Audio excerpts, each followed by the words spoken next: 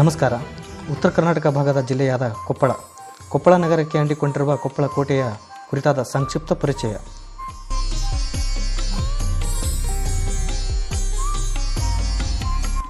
ಕೊಪ್ಪಳ ಕೋಟೆಯು ಕೊಪ್ಪಳ ಜಿಲ್ಲೆಯ ಐತಿಹಾಸಿಕ ಸ್ಥಳಗಳಲ್ಲಿ ಪ್ರಮುಖವಾದುದು.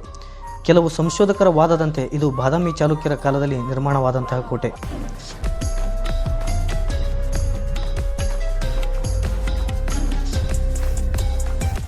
ಇಮ್ಮಡಿ ಪುಲಿಕೇಶಿಯ ಮಗ ವಿಜಯಾದಿತ್ಯನು ನಿರ್ಮಿಸಿದ ಶಾಸನವೊಂದರ ಆಧಾರದಲ್ಲಿ ಹೇಳುವುದಾದರೆ 8ನೇ ಶತಮಾನದಲ್ಲಿ ಬಾದಾಮಿ ಚಾಲುಕ್ಯರ ಪ್ರಸಿದ್ಧ ದೊರೆ ಇಮ್ಮಡಿ ಪುಲಿಕೇಶಿ ಆಡಳಿತದ ಅವಧಿಯಲ್ಲಿ ಈ ಕೋಟೆಯನ್ನು ನಿರ್ಮಾಣ ಕಾರ್ಯ ಶುರುವಾಗಿರಬಹುದು.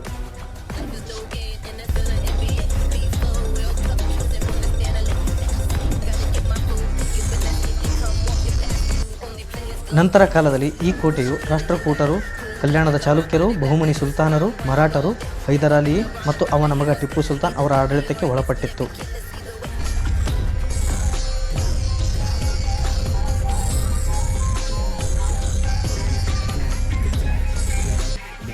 ಒಂದು ಕಾಲದಲ್ಲಿ ಕೊಪ್ಪಳದ ಕೋಟೆಯು ಕರ್ನಾಟಕದ ಅಭೇದ್ಯ ಕೋಟೆಗಳಲ್ಲಿ ಒಂದಾಗಿತ್ತು ಎಂದು ಕೆಲವು ಮೂಲಗಳು ಹೇಳುತ್ತವೆ.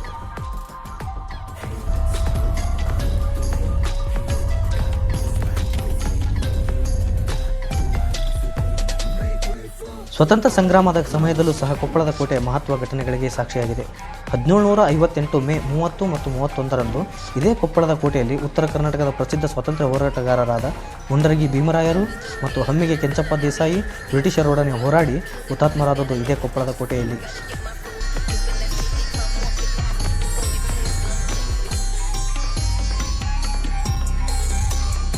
ಹೀಗೆ ಬಹಳಷ್ಟು ಐತಿಹಾಸಿಕ ಘಟನೆಗಳಿಗೆ ಸಾಕ್ಷಿಯಾಗಿರುವ ಈ ಕೊಪ್ಪಳದ ಕೋಟೆಯು ಈಗ ಹಾಳುಹಂಪೆಯಂತಾಗಿದೆ.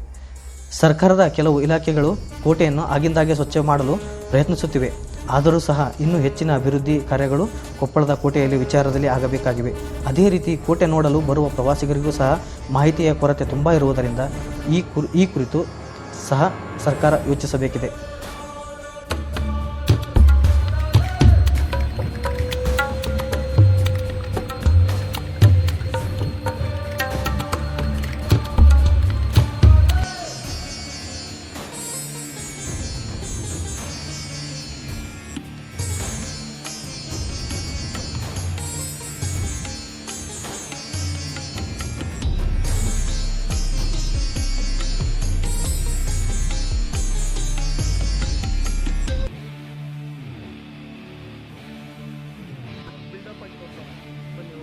ನಾನು ನೋಡ್ಬಿಟ್ಟೆ ಅವ್ರಮ್ಮ 10 ವರ್ಷದಿಂದ ಕಿವಿಯಾರೆ ಕೇಳಿದ್ದೇನೆ, ಕಣ್ಣಾರೆ 4 ಕಡೆ ದೂರದಿಂದ ನೋಡಿದೆ. ಅದು ನೋಡಿದಾಗಿಂದ ನನ್ನ ಬಾಡಿ